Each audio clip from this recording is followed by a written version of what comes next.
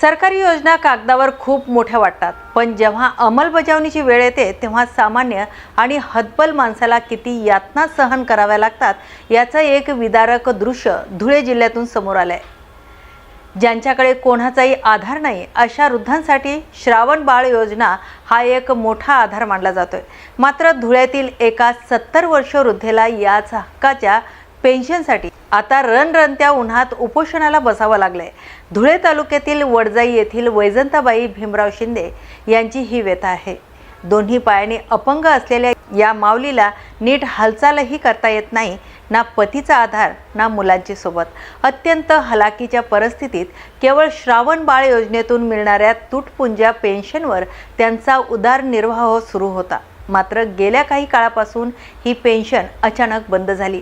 आपलं हक्काचं मानधन पुन्हा सुरू व्हावं यासाठी वैजंतीबाईंनी अनेक वेळा तहसील कार्यालयाचे उंबरठे झिजवले। शारीरिक व्याधी असूनही त्या फेऱ्या मारत होत्या, पण प्रशासकीय अधिकाऱ्यांच्या निर्दयी भूमिकेमुळे त्यांच्या पदरी केवळ निराशाच आली। अखेर प्रशासनाचं लक्ष वेधण्यासाठी त्यांनी गावातील डॉक्टर बाबासाहेब आंबेडकर पुतळ्यासमोर उपोषणाचं हत्यार उपसले। दुर्दैवाची गोष्ट म्हणजे ज्या वयात विश्रांतीची गरज आहे त्या वयात या माऊलीवर गावात भीक मागून पोट भरण्याची वेळ आली आहे। एकीकडे सरकार महिला सन्मानाचे आणि ज्येष्ठ नागरिकांच्या कल्याणाचे मोठे दावे करत असताना दुसरीकडे 70 वर्षाची अपंग महिला न्यायासाठी रस्त्यावर बसली आहे। हे व्यवस्थेचं मोठं अपयश नाही का, असा संतप्त सवाल आता वडजाई ग्रामस्थांकडून विचारला जातोय। आता तरी जिल्हा प्रशासन या माऊलीच्या उपोषणाची दखल घेऊन त्यांची पेन्शन त्वरित सुरू करणार का, की केवळ आश्वासनाचं गाजर दाखवून त्यांना पुन्हा वाऱ्यावर सोडणार हे पाहणं महत्त्वाचं ठरेल। वैजंताबाई भीमराव शिंदे, मला दोन्ही पोरे मरी घ्यात दादा, कोणीच देशे मी एकली पंखे लागत बटस या दोन्ही तगडाल मुळी घ्यात म्हणा, काय करत भाऊ। तुमच्यासारखा मायबाप शेतस त्याचे निरायला देव म्हणे पगार चालू कर देव। सर आपला बाबासाहेब पुतळा बा व्यवस्थित दादा श्रावण बाळनी पगार चालू होती म्हणे, आता 9-10 महिना झालं बंद कर दिली सरकारने। मला कोणी पायर पोचली, मला दोन्ही आंड्र होता त्या मरी घ्यात। असं आता बाबासाहेब पुतळा बाबी बटेलचे असे म्हणे पगार चालू करायला पाहिजे, सरकारने विचार करा म्हणे पगार चालू करायला पाहिजे।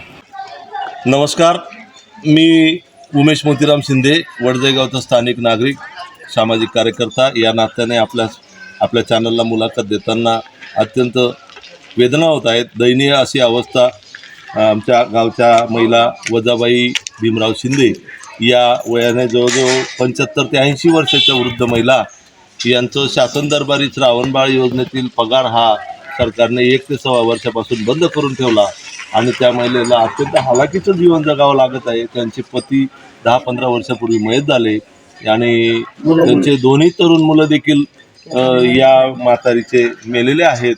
त्यांचं करता या गावात त्यांचे कोणीच नसून ते समाजाच्या याच्यात त्यांचे कसे तरी विचित्र जीवनपद्धती जगत आहेत। त्यांच्याकडे लक्ष देणारे शासनाशिवाय कोणीच नाही आणि म्हणून मला विनंती आहे की शासनाने त्यांचा जो बंद झालेला पगार आहे श्रावण बाळ योजनेचा तो पूर्ण त्यांना देण्यात यावा। आतापर्यंतचा बंद पगार आणि पुढे देखील सुरळीत चालू करण्यात यावा।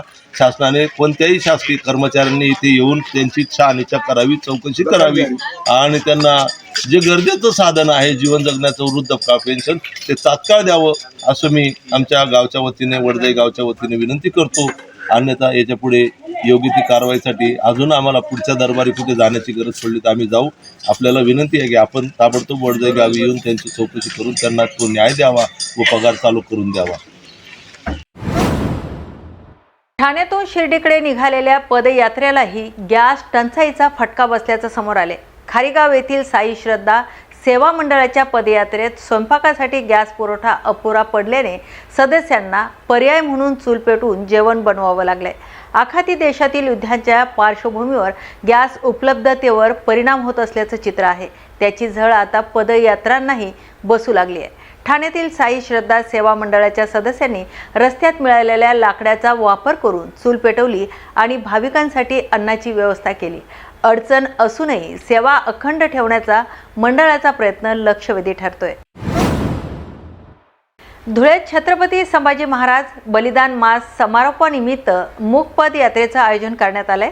तर संभाजी महाराजांच्या स्मृती दिनानिमित्त विविध संघटनांच्या वतीनं ही यात्रा काढण्यात आली. छत्रपती संभाजी महाराजांच्या पुतळ्यापर्यंत मशाल घेऊन मूकपद यात्रा काढण्यात आली. यावेळी मोठ्या संख्येने तरुण सहभागी झाले होते. तर बलिदान मास निमित्त दरवर्षी विविध कार्यक्रमाचं आयोजन केलं जातंय. त्याचाच एक भाग म्हणून या मूकपद यात्रेचं आयोजन करण्यात आल्याची माहिती आयोजकांकडून देण्यात आली आहे. जय श्रीराम. फाल्गुन शुद्ध प्रतिपदा ते फाल्गुन अमावस्या हा जो संपूर्ण फाल्गुन महिना आहे, हा फाल्गुन महिना संभाजी महाराजांच्या बलिदान मास म्हणून संपूर्ण हिंदुस्थानात पाळला जातो.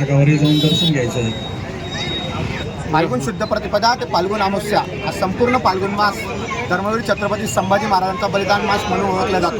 संपूर्ण हिंदू समाजाकडून हा फाल्गुन मास संभाजी महाराजांच्या बलिदानाच्या प्रित्यर्थ सामाजिक पातळीवर, कौटुंबिक पातळीवर आणि वैयक्तिक पातळीवर, तिघी पातळीवर पाळला जातो. या फाल्गुन मासाचा समारोप फाल्गुन अमावस्येच्या दिवशी, धर्मवीर अमावस्येच्या दिवशी म्हणजे आजची जी अमावस्या आहे, या दिवशी आपण संभाजी महाराजांच्या न निघालेल्या अंत्ययात्रेच्या स्मरणार्थ मूकपद यात्रा काढून करत असतो. या मूकपद यात्रेत संभाजी महाराजांच्या समाधीस्थळ वडू बुद्रुक इथून आलेल्या ज्वालेसोबत ही मूकपद यात्रा निघत असते आणि आपल्या शहरातून ही मूकपद यात्रा मार्गस्थ होऊन संभाजी महाराजांच्या स्मारकावर आपण त्या मूकपद यात्रेचा समारोप करतो आणि संभाजी महाराजांना श्री संभाजी सूर्योदय श्लोक म्हणून श्रद्धांजली वाहत असतो. सर्व हिंदू समाजाने या बलिदान मासाच्या मूकपद यात्रेमध्ये मोठ्या संख्येने सहभागी झाले आणि हा बलिदान मास येथे समारोप झाला. असं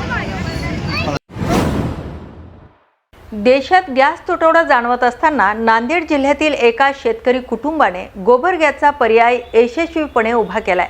उमरी तालुक्यातील सिंधी गावातील प्रल्हाद पुयड यांचं कुटुंब मागील 15 वर्षापासून शेणापासून तयार होणाऱ्या बायोगॅसवर स्वयंपाक करत असून 35 सदस्यांचा एकत्र कुटुंबाचा संपूर्ण स्वयंपाक याच गॅसवर केला जातोय. नांदेड जिल्ह्यातील उमरी तालुक्यातील सिंधी गावात प्रल्हाद पुयड यांनी गोबर गॅसचा पर्यावरणपूरक आणि उपयोगी पर्याय उभा केलाय.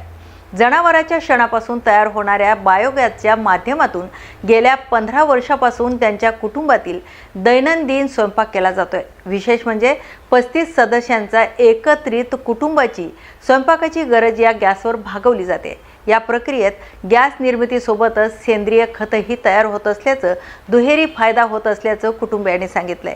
सध्याचा गॅस टंचाईच्या पार्श्वभूमीवर गोबर गॅस ही सुरक्षित, किफायतशीर आणि पर्यावरणपूरक पर्याय ठरू शकतो असं मत पियूड कुटुंबियांनी व्यक्त केलंय.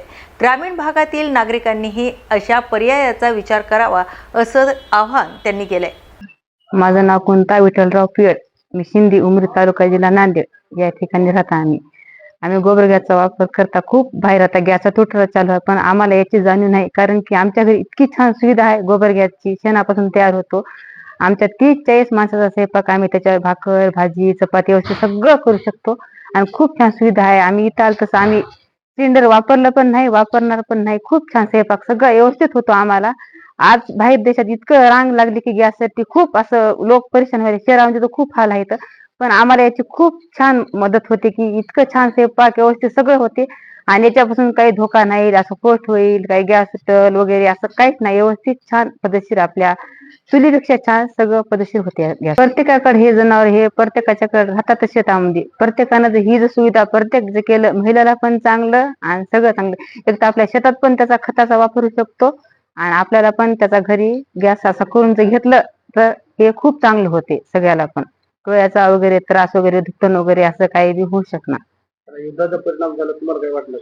नाही. आमचं काही नाही. आपल्याला हो, प्रत्येकानं जर अशी आपल्या घरच्या घरी जर जनावरांपासून जर सुविधा केली तर आपल्याकडे गॅसची कमी पडणार. आपल्याला वापरते बाहेर देशाकडून काही आशा लागणार आपल्याला गॅसची. बाहेर बघल्या की हॉटेलवर सुद्धा मोठमोठ्या चुलीपेटीला आहे, पण आमच्या ग्रामीण देशामध्ये कुठे बी चुलीपेटाची गरज पडणार. अशी जर सुविधा प्रत्येकानं जर लक्ष धरून केलं. प्रल्हाद लक्ष्मण पुयड, राहणार सिंधी, तालुका उमरी, जिल्हा नांदेड. म्हणजे ते गावामध्ये बुरुजावर गडेवर घर होते. इथं आलो शेतामध्येच मी घर बांधलं. इथं घर बांधल्यावर मला एक कल्पना आली की बाबा आपले गुरंढोरं इथं राहतात, मग आपण गोबर गॅस केला पाहिजे अशी एक कल्पना आली. मग विचारणा केलो मी, बाहेर जाऊन विचारल्यावर मला ती चांगली कल्पना मिळाली.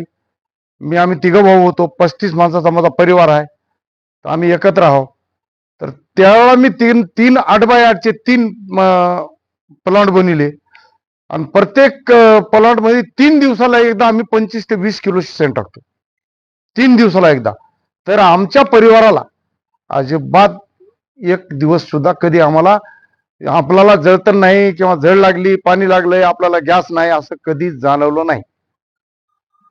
आता जवळपास 15-16 वर्ष झाला आम्ही इथं आलो. 15-16 वर्षात आम्हाला कधी एक दिवस सुद्धा आम्हाला कमी पडलं नाही. काय सांगाल आता जनतेसाठी? आता जनतेसाठी बघाव, विचार कराव. आपल्याकडे डोर आहेत, आपण कनिष्ठ शेतकरी व्हा. शेतकऱ्याला ढोराशिवाय विलाज नाही.